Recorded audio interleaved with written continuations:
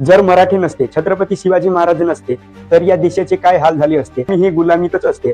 मग ते विचारांचे असो किंवा माणसांचे, नेत्यांचे असो किंवा पक्षांचे, व्यवस्थेचे किंवा समाजाचे. म्हणून सत्य असत्य निवडणे इतकी प्रत्येकमध्ये विवेक दृष्टी असली पाहिजे. एनसीईआरटीने 8वीच्या पुस्तकातून मराठा साम्राज्याचा नकाशा काढून टाकल्याने बाब समोर आली आहे. मराठा साम्राज्याचे प्रश्नचिन्ह निर्माण करणारा मुद्दा आहे. यावर आपली ऐतिहासिक, राजकीय आणि परंपरा लाभलेली सांगणारी राजकीय मंडळीची शांतता अनेक प्रश्न निर्माण करते.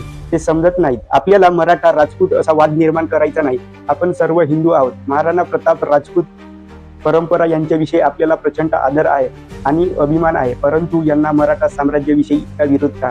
ज्या मराठ्यांनी अटक ते खडक पेशांवर, तंजांवर आपली सत्ता निर्माण केली आणि परकीयांना ज्या मराठ्यांनी मुघल, इंग्रज, पोर्तुगीज यांच्याकडून कर वसूल केला, अनेक मुसलमान सत्ताधीश, आदिलशाह, निजामशाह, कुतुबशाह यांना नियंत्रित ठेवले आणि दिल्लीवर भगवा फडकवला. मराठे हे भारतीय इतिहासातील एक महत्वपूर्ण शक्ती केंद्र होते. 3 अँग्लो इंग्रज मराठा युद्ध झाले आणि 1818ला इंग्रजांनी मराठ्यांकडून सत्ता घेतली. 1857च्या याच उठावात नानासाहेब, राणी लक्ष्मीबाई, तात्या टोपे याच मराठ्यांनी नेतृत्व केले आणि ब्रिटिशाविरुद्ध स्वातंत्र्याचा मुहूर्त भेट घडवली.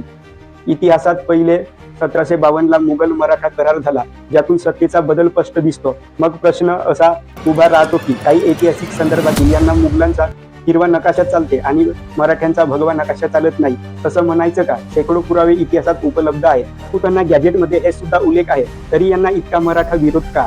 आपल्या इतिहासात अपमान होत असेल तर आपण काय शांत बसायचं? आपली राजकीय मंडळी का शांत आहे? मग वाद निर्माण होईल म्हणून गुलामगिरी मानसिकता बनवायची का? संघर्षातून साम्राज्य घडवले आहे, गुलामगिरीतून नाही. इतिहास कोणाचाही विरोध करण्यासाठी नाही, तर सत्य समजून घेण्यासाठी असतो आणि त्या सत्यासाठी जागरूक राहणे हे आपल्या पिढीचे कर्तव्य आहे.